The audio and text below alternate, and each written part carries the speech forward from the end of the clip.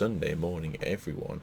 For those who are not aware, we've been given the opportunity as a community to make a card for one of, I believe, 16 archetypes, which is a bit weird, as you'd think we could possibly make more than one card for one archetype, maybe make 3 cards for 3 of the archetypes, but we shall soon find out. So yeah, if you didn't see yesterday's announcement from Konami, it was, I say yesterday's, it would have been Friday's announcement from Konami, so you're going to see this Sunday. And yes, I am, like, as always, I'm always a day late, and sadly that's how it's always going to be. Because you guys want very weird, broken up content where I can, like, kind of get things out to you, but doesn't make sense in connection as a continuous timeline. Anyway, thank you for being here. So let's go have a look. I'm going to add my little commentary like I always do to make it so it's more a transitional thing. It's going to be kind of a long video, as the video itself is already like 24 minutes long, and then with me obviously chatting over it and giving my opinions or my kind of like 2 cents about the whole thing, it's gonna sort of drag on a bit. I do apologise, but guys, we're near that first magic number. We're nearly at 69 subscribers, so if you guys can help me out and get me some 3 more subs, we can do it. Giggity, let's get for it. Alright, let's jump in the video. Hello everybody, welcome back to my humble abode. I hope you're all staying healthy and wearing your masks to protect each other when you head outside. Now, in a normal year we'd be ramping up to the World Championship right about now, but this year has been anything but normal. Live in-person events are not a possibility right now, so today I am here to announce the start of a new event that you can take part in from home or wherever you're watching this video. An event that lets you make a permanent, tangible impact on the game you love, the Yu-Gi-Oh! Trading card game Create a Card Project. Create a Card Project. Just as a little tidbit here, I think this is a great idea that Konami's decided to go with.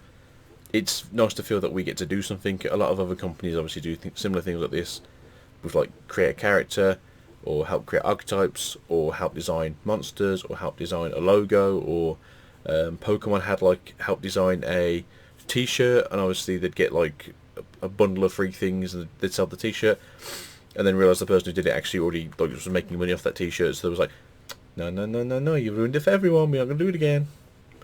So yeah, I'm really happy that Konami's finally started to do something like this. Like, this isn't a new thing. I mean, if you look at, I believe it's the guy that does Naruto, sorry you nerds, he designed, I believe, 2 different bosses in no, so it wasn't Naruto, it was Chapter's Fairy Tail. He designed 2 different bosses for, I think it was it's one of them. It's someone who I've read. I'm really sorry. It's either Naruto Dudo, or it's Fairy Tail guy. They designed 2 bosses that went into Mega Man. That was really cool. So and that was like 20 odd years ago. You know, that was like 94, 95, 96. So you know, you are going like 25 years ago, and that's like how strange when I feel like it's taken them like 18 years for obviously us TCG players to do something like this. But then again, if you look at some of the custom cards people make, you kind of understand why it took so long. But since this video's already been long, let's carry on. Chance to guide the creation of a world premiere card to appear in one of our 2021 releases. This project will consist of 3 total phases, the first of which is choosing a theme to create a card for. To that end, I have in front of me 2 decks of 16 cards each. We started planning for this project with a list of 84 possible themes, which, after applying numerous strict selection criteria, was reduced down to 16. Each of those 16 themes... I'm going to spoil the themes, you haven't seen it yet, but they're not necessarily good themes. They are pretty much like archetypes that people probably have forgotten about. Besides like a couple that probably don't really need much help. But yeah, it seems very... You can see what they were trying to do, and I kind of like... I like it, but I always think it's kind of very spearheaded to a point where like it takes away a lot of the actual willingness or wantingness to do this as a group. But yeah, again, I still think it's a good idea. I wish they hadn't like limited it to 16 themes. I wish they just had like a player vote and said like, pick a random archetype that you guys like, and whoever gets the most votes will go from there. Would have probably been a better thing. Although I do like what they've done in terms of how we're going to decide which one we're going to make a card for, but we'll get further into that later. In this deck, by a well-known monster from that theme. The other deck contains the letters A through H, twice each. First thing we got to do before we can go any further is randomize these two decks. So I'm going to go ahead and shuffle them both, and then we will determine a random cut using dice.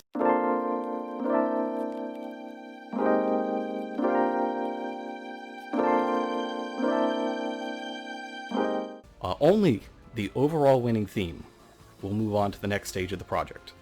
So please make sure that you vote on all the matches, and in each match, vote for the theme that you would personally prefer between the two, so that you have no regrets in the end. Now then, let's begin.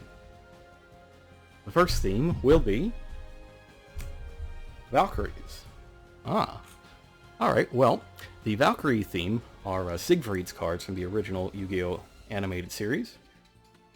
The Valkyries, along with Mischief of the Time Goddess, finally made it to print in Shadows in Valhalla back in 2018. It's a strategy based on defeating the opponent with 2 swift strikes, giving the opponent no time to react in between, thanks to Mischief of the Time Goddess. Ride of the Valkyries lets you flood the field with Valkyries, then after they all attack, you play Mischief of the Time Goddess, skip your opponent's entire turn, move the game to your next battle phase, all your monsters attack again to secure victory. And the Valkyries will be playing in match C. Alright. Match C. Let me move these back here. Just a little bit. The next theme to be participating will be TG. TG. Okay, let me just fill that out here. TG are Bruno, or Antinomi's, cards from Yu-Gi-Oh! 5Ds. They were introduced in Extreme Victory, the last of the 5Ds era core sets. This is a deck that's all about pumping out synchro monsters. Lots of synchro monsters. And you're trying to get a combination of synchro tuners and synchro non-tuners whose levels add up to 12, so that you can summon the 4,000 attack and defense TG Halberd Cannon, which you can negate a summon every turn. TG Hyper Librarian gets the most attention out of any of the TG cards because it's useful in a lot of different synchro strategies, adding a free draw onto every synchro summon. Because it's degenerate. But if you ever find a situation where you're leaving your Crystron Halqifibrax on the field for more than 10 seconds, you might want to give TG Wonder Magician a look too. Now, TGs will be playing in match H. So ABCD is going to be on the left half of the bracket, and the others will be on the right side of the bracket. H over here. H for Hyper Librarian, I suppose. The next theme to participate in the Create a Card project will be the Weather Painters. The Weather theme from Spirit Warriors back in 2017 is made up of Weather Painter monsters and their canvas spell and trap cards. It's a positioning-based theme where theme monsters that are in the same column as a canvas or in the columns adjacent to it are granted an effect that they can activate by banishing themselves, and then the banished Weather Painters come back on the next standby. I just want to premise this, as I kind of realise I keep leaning into the microphone, you guys can't see me, that we don't have, I believe, we've got the green, we've got the purple, we've got the 2 blues, we've got the orange, we've got the yellow, but we don't have the red. So we've never had the red. As much as it sounds really weird, I wouldn't mind the Weather Painter like Lunar, and you have like red, like Blood Moon. Yeah, I know this is kind of meant to be more sort of like a friendly archetype where everything's nice and happy, but Blood Moons are cool, man. Like, if you've ever seen it, if you actually ever got to see a Blood Moon, it's really close, like, it's really, really close to Earth at the same time. It looks fantastic. So one of my, like, favourite phenomenons. If you ask my it's like tornadoes, but mine personally is awesome, cool, blood red moons in the sky. Phase. Or the standby phase of the next turn, rather. Gotta be specific there. Weather Painter Rainbow does the same. She grants an ability to the monsters she points to, and that ability is the ability to negate any card or effect that is activated. And she can even negate a summon herself, so she's quite a powerful boss monster. If you ever forget where the weather canvases apply their abilities, you can just take a look at the arrows on Weather Painted Rainbow because it's the same as hers. In fact, if you do this, you can get kind of a visual image of how it works. And the Weather Painters will be competing in match A. Interesting. Alright. Put A over here. Keep them in frame. And actually C should go down here. Okay. The next theme to participate in the project will be... Oh, Sylvans. Sylvans are interesting. They're actually a historically important theme. They're a Plant Pixies theme from Legacy of the Valiant back in 2014, and they are historically important because this is the theme that led us to codify Excavate as a specific game action. And you can find the rules for that on page 54 of the current rulebook in the glossary. The Sylvan strategy is based on summoning big plant monsters like Hermitry here, and then manipulating the top cards of your deck to put Sylvan monsters on top, so that you can use the excavation abilities of your monsters on the field to excavate and send those Sylvan cards to the graveyard, which then triggers their other abilities. It's kind of like the predecessors to Adamancipator. You got Adamancipators and excavating theme with those synchros. Sylvans were the first excavating theme. They do Xyz monsters. And they will be competing in match D. Alright. Match D. The next theme to participate in the Create a Card project will be frogs.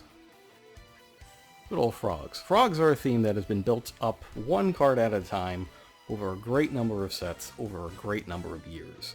Swap Frog here was originally from Stardust Overdrive in 2009, but frog-powered strategies have been around since Frog Monarchs, powered by Treeborn Frog, all the way back in 2006. Current niche for frogs is an Xyz summoning deck, using Totally Awesome to summon more frogs every turn and keep them protected. Now, while frogs are normally mixed with Paleozoic cards in the Paleozoic frog deck, voting for frogs here is specifically a vote for frogs. If they win, a new Paleozoic trap is not an option. So keep that in mind. And they will participate in match H. Oh, okay. So, frogs... Just going to tell you now, my opinion. I want frogs to win. I'm not against libraries or librarians, but I want the frogs to win. Frogs are cool, man. Frogs are very cool.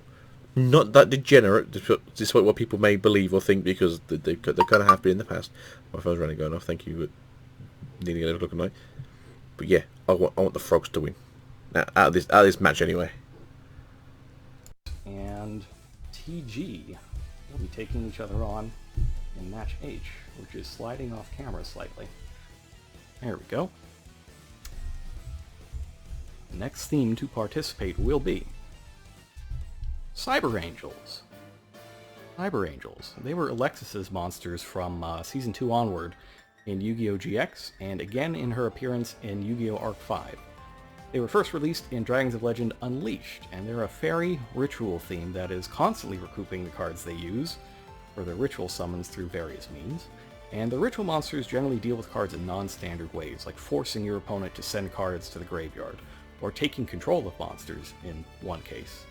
The most famous Cyber Angel is Benten, which is used in a variety of ritual strategies for her powerful search effect that triggers when she is tributed. And Cyber Angel will be taking part in match D, taking on Sylvans. Sylvans versus Cyber Angels. I'm going to be telling you guys here. Don't particularly care about D. I mean, Cyber Angels are Cyber Angels. Sylvans are weird tree things that were really good in duelings for a long time, but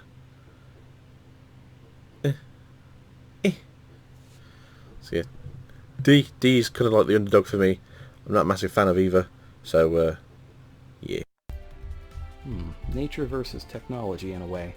Though they are fairies, I guess they are kind of cyber in the name. That's an interesting matchup. Two wildly different decks. Two wildly different decks on the other side as well. This is shaping up to be quite interesting. Let's see what the next theme to take part in the project will be.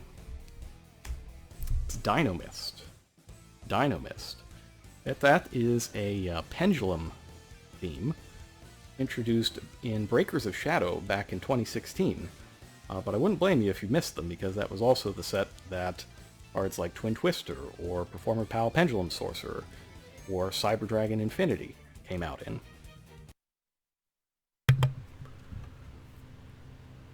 Anything was better than these.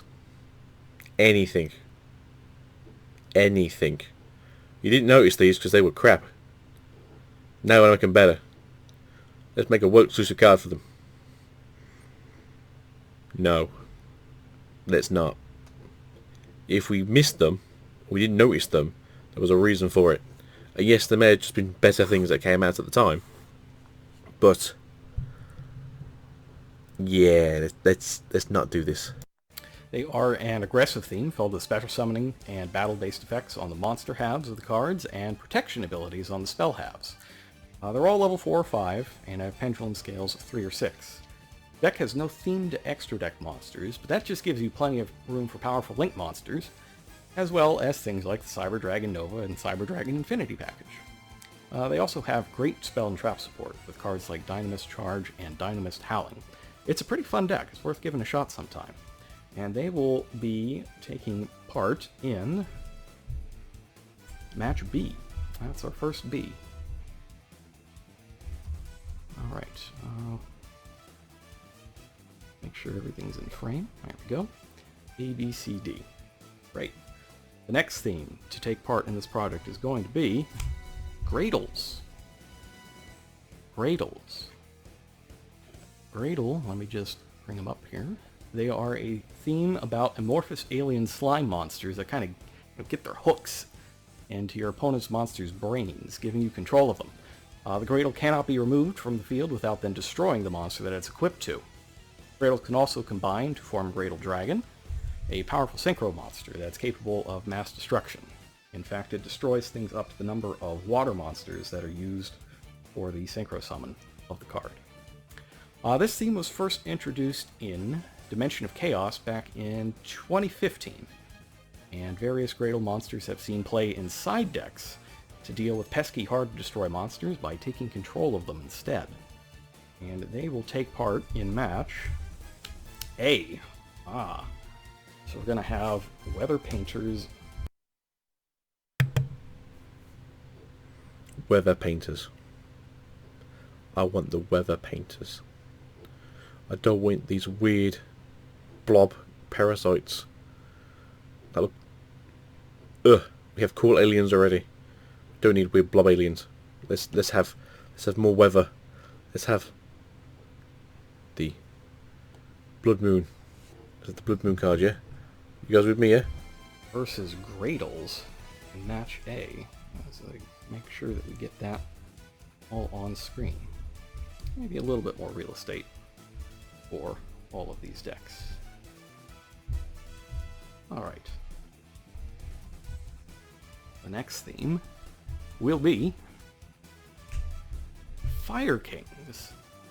Fire Kings. The Fire Kings were first introduced back in 2013 in their own structure deck, the Onslaught of the Fire Kings structure deck. This is a strategy that's all about destroying your own monsters with effects to trigger their abilities. Something that crops up regularly these days in decks like Dinosaurs or True Dracos, but it was revolutionary at the time. The only thing that really benefited from that beforehand was Sacred Phoenix of Nephthys. Fire King High Avatar Garunix was often compared to Nephthys, which was also included in that structure deck, but the two strategies have branched out in completely different directions since then. Sacred Phoenix is now a ritual deck, and Fire Kings is still counting on its main deck monsters. And it is going to be competing in Match E. B, C, D, E. On this side. We got plenty filled out on the left side. We got to fill out the right side of this bracket. The next theme to participate is Mermails. Mermails are they're very popular, but we don't really see a whole lot of them these days. They debuted back in Abyss Rising a few weeks after the Atlantean monsters dropped in Realm of the Sea Emperor's structure deck. The two themes immediately became best friends, and remain so to this day, but we don't really see regular old Mermail decks anymore. But for the purpose of this project, we are specifically talking about mermales here, not mermail Atlanteans. Mermales, their main deck monsters, come in 3 types. They've got level 3 aqua monsters, level 4 fish monsters, and level 7 sea serpents, like Abyss Megalo here. They also have a rank 3 and rank 7 Xyz monster. Mermail Abyss Megalo is the most widely known and played mermail monster, but the rank 7 Xyz monster, Abyss Gaius, is their boss monster. And while there was a great stretch of time where he wasn't really part of the core strategy, he's re-emerged as of late. He's valued as an important monster to have on your end board, preventing attacks of high-level monsters. This is going to be a fan favourite. This is probably what's going to get the winning vote. Just because I'm pretty sure the other 15 archetypes just aren't that great. And at least these are somewhat competitively viable as they are.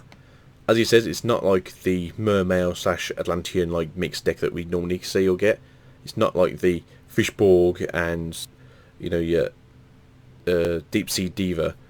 It's specifically just Mermails, but they're already such a good archetype and consistently working deck as it is.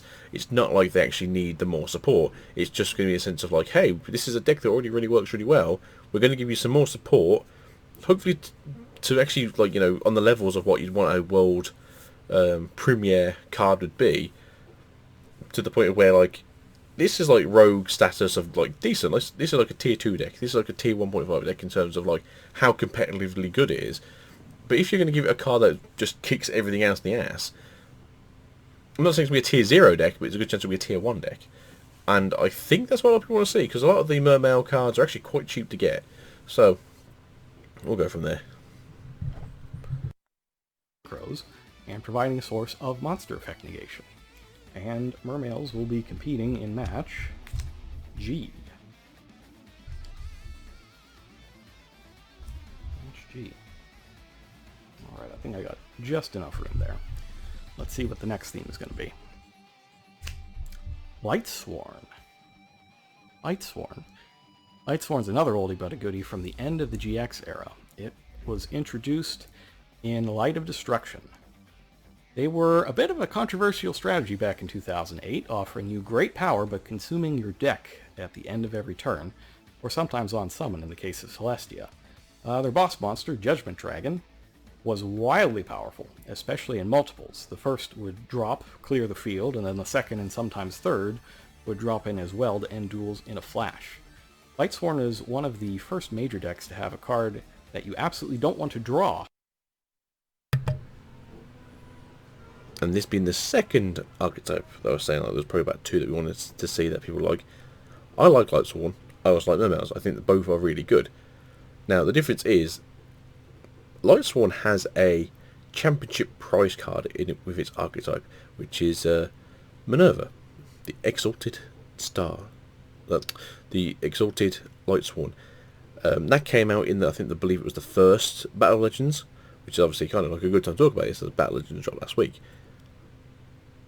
If we're going to get one, this is going to be Lightsworn versus Mermails. That's going to probably be the end goal of this whole thing, or wherever they meet up in the bracket situation. But that's actually going to be something I'm going to look forward to. And that's Wolf, the Lightsworn Beast. But the Lightsworn that I believe has made it into the most decks that aren't Lightsworn is Lumina. And they will be competing in match B against Dynamist. Lightsworn versus Dynamist. No, that's going to turn out. And, you know, they could put the other B over here as well. There we go. Alright, we're getting down to it. We only got 5 left. Almost all are going to be on the right side. And the next theme is X-Sabers. X-Sabers. X-Sabers are a strategy that's all about aggression and attacking every part of your opponent's game. They're after your life points, they're after your cards in hand, and they're capable of mass removal of both your monsters and your spell and trap cards. They could even do mass summoning as well. The first X-Sabers were released in the 2009 starter deck, and of the 3 in that deck, X-Saber Airballoon immediately took competition by storm as the top choice to summon with Rescue Cat. Now, remember, Rescue Cat's effect was different back then, and the Airballoons that you summoned would have their effects active and able to tear cards out of your opponent's hand.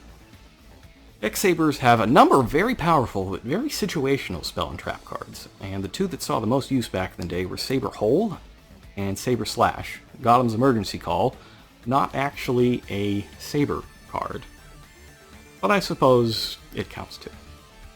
And the X-Sabers will be playing in match E. It'll be X-Sabers versus Fire Kings. Correct me if I'm wrong, because I'm probably going to be wrong. I'm pretty sure X-Sabers still have banned cards. So, it's going to be kind of an awkward one. But nonetheless, yeah. Like, I'd like to see more X-Sabers stuff. X-Sabers are pretty cool. I'm a dude. Warrior type cards are generally my thing. Sorry. But I enjoy Warriors normally, as a rule. That's interesting. A deck that destroys a lot of cards versus a deck that likes having a lot of its cards destroyed. Interesting. Next up, Fortune Ladies. Fortune Ladies were Dark Signer Carly. Just a little bit tidbit here, something fun. The only deck my wife actually owns is a Fortune Lady deck. So, my wife would very much enjoy some good cards for her deck. It runs. It's not amazing, but it runs. So, anything that makes the deck even better would be, you know, hey, it doesn't have to be a world premiere card. Maybe you could just release one, you know. Konami my wife would very much like that. Thank you very much. Deck from Yu-Gi-Oh! 5Ds. They all have question mark attack and defense, and while on their field, their attack and defense are defined by their level times a certain number. Their level increases during each of your standby phases, so the longer they stay on the field, the stronger they get. But you need to balance that element of the strategy out with the powerful effects they can generate by being banished or summoned to the field under certain conditions. Fortune Lady Every is a strong boss monster that can revive herself on the opponent's end phase and banishes an opponent's face-up monster every time she powers herself up. And Fortune Ladies will be competing in match F. There's our first one for F. F for Fortune Lady, I suppose. Alright. Comes up here. Just enough room. Just enough room to sneak in there. And the next theme to participate is Photon. Photon.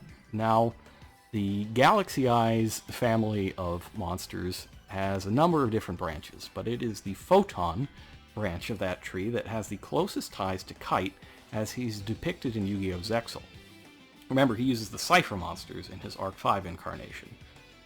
Photon monsters are largely concerned with meeting the summoning, the extra summoning condition for Galaxy Eyes Photon Dragon, of tributing 2 monsters with 2,000 or more attack. So decks concentrated around Photon monsters have a lot of 2,000 plus attack monsters that can be special summoned, and effects that bump up the attack of monsters to reach that 2,000 mark. Photon Thrasher is probably the most well-known of these, seen play in a wide variety of other decks as a free, large special summon, especially of a level 4 warrior monster. And Photons will be competing in match G. Match G. You know, that's just about the same kind of time period that those things came out, is it not? Maybe a little bit later. A little bit later on. I often get Photon Shockwave and Abyss Rising mixed up, even though they are a year apart. Alright, down to the last two. Hazy Flame. Hazy Flame is the next theme to be participating. Now, 2013's Cosmo Blazer was widely known as the set that introduced Brotherhood. Cosmo Blazer is a very weird set, in the sense that it released Brother of the Fire Fist, it released Noble Knights, it released Hazy Flame. I didn't even know these words, I saw this video yesterday, as well as a few other archetypes. It's a fantastic set, but it's a very expensive set to try and get cards for now. But there are some really nice cards in that set. If you own any of those cards from that period of time, you probably know how wonderful that set was. But that's one of those weird sets where I wasn't really around during that period of time. I think it was 2013ish was when that came out. So anywhere sort of after 2010 to 2017, that 7-year gap for me, that's I did get to enjoy that period of time. So hopefully some of you guys did. But let's get on with it. Of the Fire Fist, but it also introduced the lesser-known Hazy Flame monsters. Hazy Flame monsters are level 6 fire monsters. They have a number of different types. I think there's Winged Beast, Dinosaur, there's all sorts of stuff in there. Pyro's in there. And they share a common effect of being untargetable by your opponent's card effects. Hazy Flame is an Xyz summoning theme, as you can see. And its boss monster, Hazy Flame Basiltris, is notable for being both the first Xyz monster that lets you choose how many materials you want to use to Xyz summon it, anywhere from 2 to 5, as well as the first monster that gained additional abilities based on the number of materials that it currently has. And you might ask, well, what about Thunderspark Dragon? Thunderspark Dragon always has 2 materials, or always has 2 abilities, and you just have to pick which one you use. Basiltris actually gains more abilities the more Xyz materials it has. And it will be competing in Match F. Match F against Fortune Ladies. I don't know how that works out. Match F, Fortune Lady, Flame. And that means that the last one is going to be the opponent of Valkyries over in C. And that theme will be Insectors. Insectors is the final theme that will be taking part in the Create a Card project.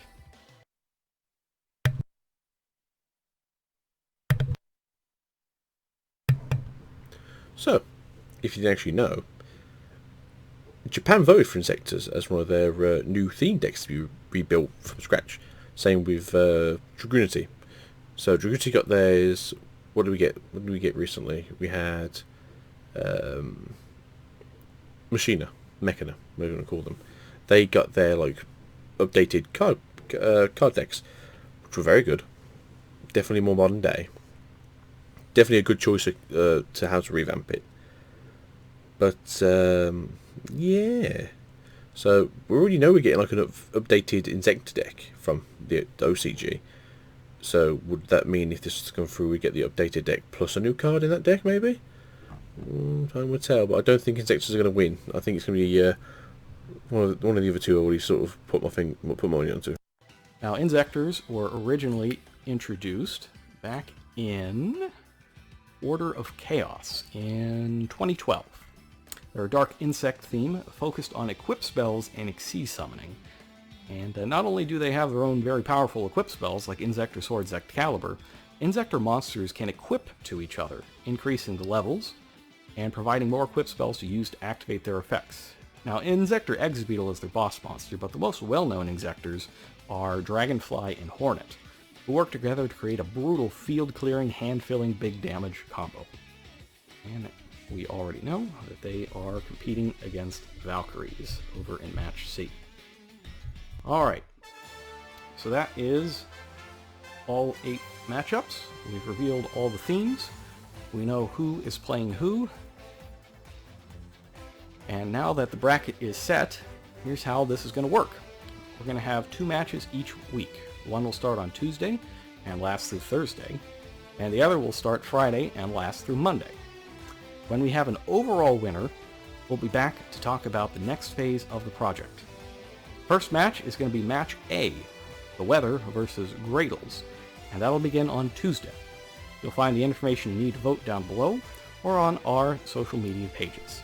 I hope that everybody's going to enjoy this project. I am greatly looking forward to see what you decide on over the course of the next couple of months. Until next time, stay safe, everybody. So yeah, I'm going to leave a link in the description, obviously, so you guys can go check out the stuff where you can. I'm super looking forward to this. So even though I've said there's definitely going to be just a few cards in this, there's going to be just a few types that people are going to be yeah, I want to see them. They look really good. That's what I want to be a hold of. And that's what Konami really need to think about during this whole thing. If you've got 2, 3 archetypes that people really, really like, maybe even 4 with Insectors. I'm not sure how good Insectors were at the time. Again, it was one of those periods of times where I weren't playing.